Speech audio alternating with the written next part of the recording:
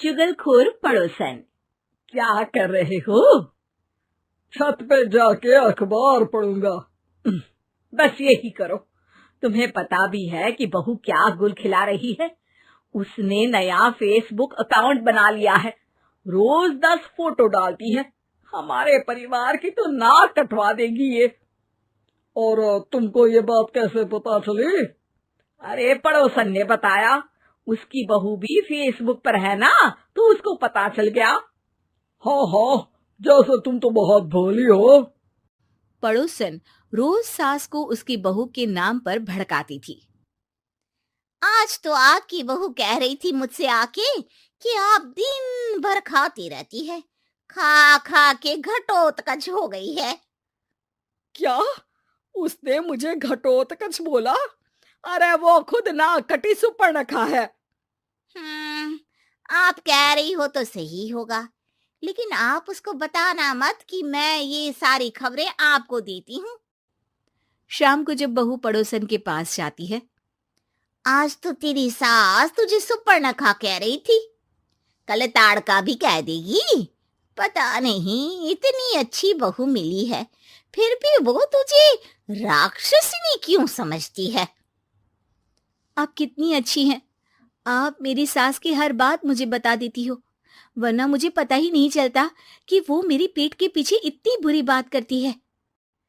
चालाक पड़ोसन रोज ही दोनों सास बहू के सामने उन दोनों की ही बुराई करती और चुगली करके बातें बता देती, ताकि दोनों में हमेशा लड़ाई होती रहे। आपने तो बस छत पे बैठ के अखबार पढ़ना है और चाय के घूंट पीना है। बहू की वजह से मुझे तो जहर के घूंट पीने पड़ रहे हैं। कल वो मुझे मोटी घटोत्कच बोल रही थी। तो तुम भी तो उसको नाक कटी सुपर्णखा बोल देती ना। हाँ हाँ, वही बोल दिया मैंने उसे। आप मुझे कितना समझते हो? बहुत अच्छे से। अब मुझे वो ये बात पड़ोसन ने बताई ना, वही तो है आपकी शुभ चिंतक। पर मैं इस बहू को ना सबक सिखा के ही रहूंगी। जरूर सिखाना चाहिए, पर आज तुम मेरे साथ शाम को छत पे बैठना, एक तरकीब बताऊंगा। बिल्कुल बिल्कुल, कितना ध्यान रखते हो जी आप मेरा। मैं ना सब ध्यान रखता हूँ। शाम को जब सास और ससुर छत पर बैठे होते हैं कि यहाँ खड़ी हो जाओ, यहाँ से ना तुमको पता चल जाएगा कि बहू की अगली चाल क्या है। अच्छा, कैसे? सवाल मत पूछो, जैसा कह रहा हूँ वैसा करो। थोड़ी देर में ही छत पे बहू की आवाज आने लगती है। मेरी सास लायक ही नहीं है। मुझे पता होता तो सास बहू की भी कुंडली मिलवा लेती पहले ही। तेरी सास तो मुझे भी पसंद नहीं है। मेरे पास जब भी आती है तेरी बुराई करती रहती है। कभी सुपर्णखा कहती है, कभी हिडिंबा कह के कामचोर भी बोलती है, अरे कभी कभी तो चुगलखोर भी बोल देती है। काश आप जैसी होती मेरी सास।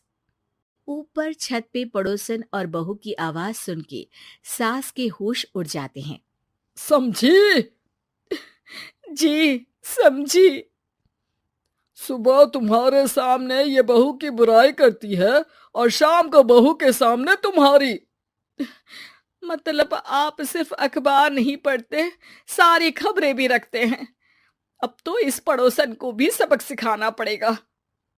शाम को सास बहू को जाके पड़ोसन की साजिश के बारे में बता देती है। हाँ, मुझे माफ कर दो माँ जी। तुम भी अपनी माँ जी को माफ कर दो, इन्होंने भी तो तुमको बहुत कुछ कहा है। अरे बस बस, अब ये सोचो कि पड़ोसन को सीधे कैसे करना है। अगले दिन सुबह पड़ोसन सास का इंतजार कर रही होती है, लेकिन वो देखती है कि वहां सास और बहू एक साथ आ जाते हैं।